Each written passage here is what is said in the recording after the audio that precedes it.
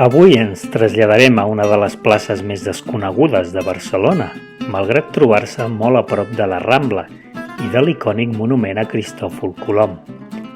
És la plaça de les Drassanes, producte de la construcció de les rondes amb motiu dels Jocs Olímpics. És, de fet, una de les sortides de la Ronda Litoral. La va concebre l'arquitecte municipal Pedro Barragán i va voler retre-li un homenatge al carbó, una roca sedimentària imprescindible a finals del segle XIX i principis del XX per a les llars i la indústria.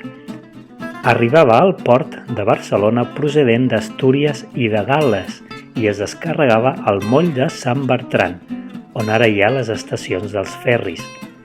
Els veïns del Poble Sec anomenaven la zona la Carbonera, a diferència d'uns metres més enllà, on es descarregava la fusta, d'aquí el nom de Passeig o Moll de la Fusta.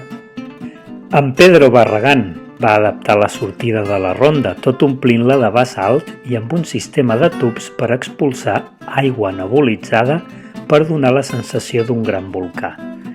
Malauradament, la política d'estalvi d'aigua va fer que l'Ajuntament deixés inactiva la instal·lació. En Pedro Barragán és també l'autor de la font dedicada a Manuel de Falla, que trobem al Parc Josep Maria Serra Martí, situat a Canyelles.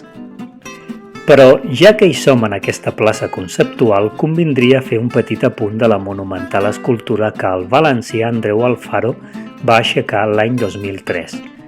Es diu Ones i té 42 metres en el seu punt més elevat. Està formada per 372 tubs d'acer inoxidable que van ser treballats per una empresa italiana de Gènova. Està considerada una de les escultures més grans d'Europa. L'Alfaro és l'escultor que va fer les 4 columnes recargolades o salomòniques en homenatge a les 4 barres de la Senyera que es troben al campus de la Universitat Autònoma de Barcelona, a Bellaterra.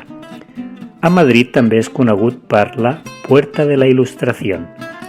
Més petita és la columna olímpica que l'asseguradora Mapfre li va encarregar per situar-la a peu de carrer al costat d'una de les torres de la Vila Olímpica. Va jugar amb les cantonades del gratacels. De fet, el mateix Alfaro deia que els edificis semblaven cactus enmig d'un desert d'Arizona, tot i que a la modesta columna la va batejar un card entre dues flors, inspirant-se en un dels seus mestres, la columna sense fi que l'escultor romanès Brancusi va fer al seu país d'origen.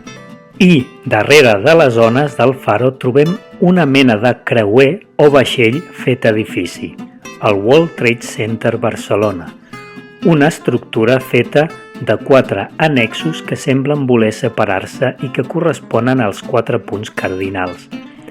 És una construcció de l'any 1997 ideada pel despatx d'arquitectes Pei, Cobb, Fried & Partners, encapçalats pel Ming Pei, un xinès instal·lat als Estats Units que va fer la piràmide del Museu del Louvre, molt coneguda gràcies a la pel·lícula El Codi da Vinci. Ja veieu com, en un espai reduït de la ciutat de Barcelona, hem parlat d'un volcà, d'una de les escultures més grans d'Europa i d'un edifici fet pels arquitectes que van reformar el Louvre. I és que poques ciutats compten amb una història de més de 2.000 anys que permeten als guies explicar tantes coses. Gaudim-la, doncs, i, sobretot, passegeu-la perquè ofereix secrets en qualsevol cantonada. És un consell que us donem als guies habilitats de Catalunya.